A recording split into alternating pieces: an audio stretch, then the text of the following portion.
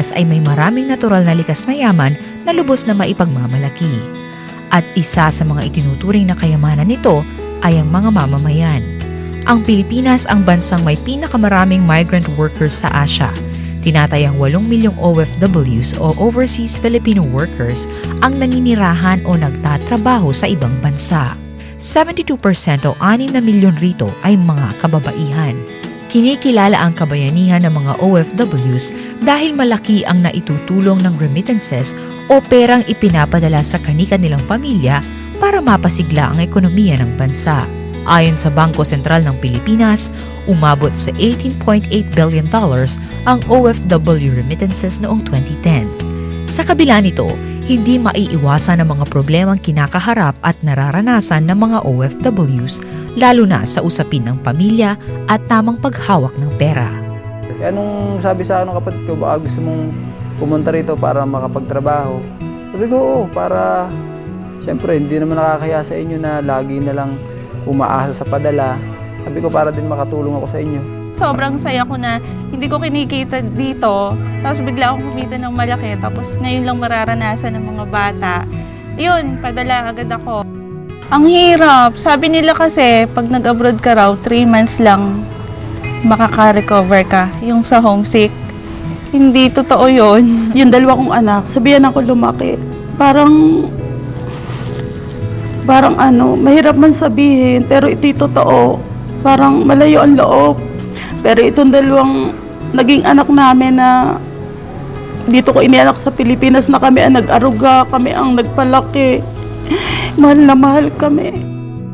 Noong 1996, itinatag ang Atikha Overseas Workers and Communities Initiatives na layong makatulong sa mga OFWs at kanilang pamilya. Si Estrella May Dizon Año Nuevo ang kasalukuyang Executive Director ng Atikha. Ang Atikha ay isang non-government organization na itinatag more than 15 years ago. Initially to address yung nagiging problema dulot ng pagmamigrate ng mga kababayan natin sa labas ng bansa. Nakita namin maraming nagiging problema, yung pag-abroad. Pero at the same time, nakikita namin mayroon siyang mga opportunities din. Pero nami-miss natin yung opportunity na yon. Halimbawa, yung malaki ang kita, pero marami hindi nakakapag-save. So, yun ang dahilan kung bakit naisip namin itong programang ito. Yung Atikha actually sa Tagalog word. Ang ibig niyan, pero malalim na Tagalog, hindi natin yan alam dito sa Central Luzon. Ang ibig sabihin niya, unti-unting makapagpundar. Makapag-atikha. Halimbawa, makapag-atikha ng bahay, So ito yung salitang Tagalog, ngunit mas pamilyar sa Southern mga lalawigan Tagalog, sa Southern Tagalog. Makapag-atikha. O at least may natutunan na bagong terminolohiya ang ating mga kababayan, hindi ba? Sa mga OFW, napakahalaga nung term na makapag-atikha sila. Kasi the reason why nag-abroad sila is gusto nila may maipundar para na negosyo o kabuhayan, at maging maalwan yung buhay ng kanilang mga pamilya. So, yun yung in-adapt naming word ng organization, ng NGO namin. Okay. At dito sa Pinoy Wise TV program, yun bang mga serbisyo na ibinibigay ninyo on a regular basis bilang isang organisasyon, ma-avail din ba ng mga nanonood? Oo. Yun yung isang reason kung bakit nakita namin napakahalagang magkaroon ng isang program na aabot sa mga OFW. Kasi napakalaki ng bilang ng ating OFW. More than 8 million ang overseas Filipinos. So, ang dami-daming information, education na kailangang malaman nila, matutunan. Isa na dun yung tamang pamamahala ng kanilang perang kinikita. Hindi lang ang OFW, ngunit higit sa lahat yung pamilyang naiwan dito.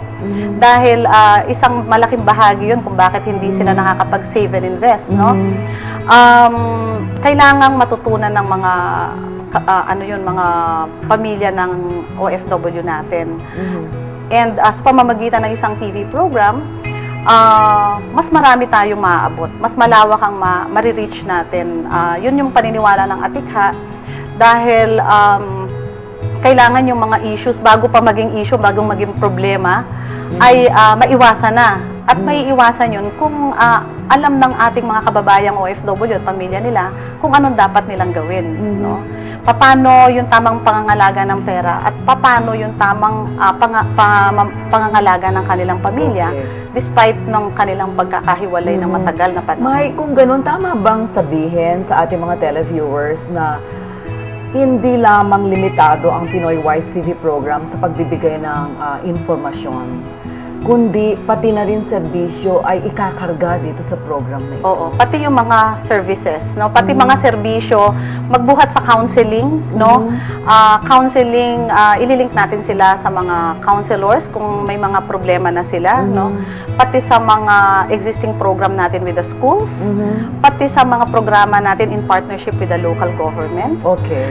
At hindi lang yun, ano? Higit sa lahat, gusto natin tong ating Pinoy Wise OFW TV makaabot sa mga partner natin sa labas ng bansa.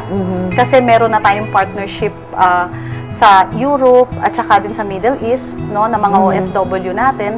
Gusto natin maging kabahagi din sila, no, ng ating mga talakayan, ng ating mag-share sila ng kanilang mga suliranin. Mag-share din sila ng kanilang mga best practices Okay. para matuto tayo sa kanila. Ito po yung mga medal po. Pinagsisikapan po namin na amin po makuha yung mga award pong yan para po naman si Papa po matanggal po yung pagod sa Saudi. Mag-iimpok po ako ng pera para po pag si Papa po umuwi na sa Pilipinas. Tapos po magninegosyo po kami para po hindi na po si Papa pumunta sa Saudi.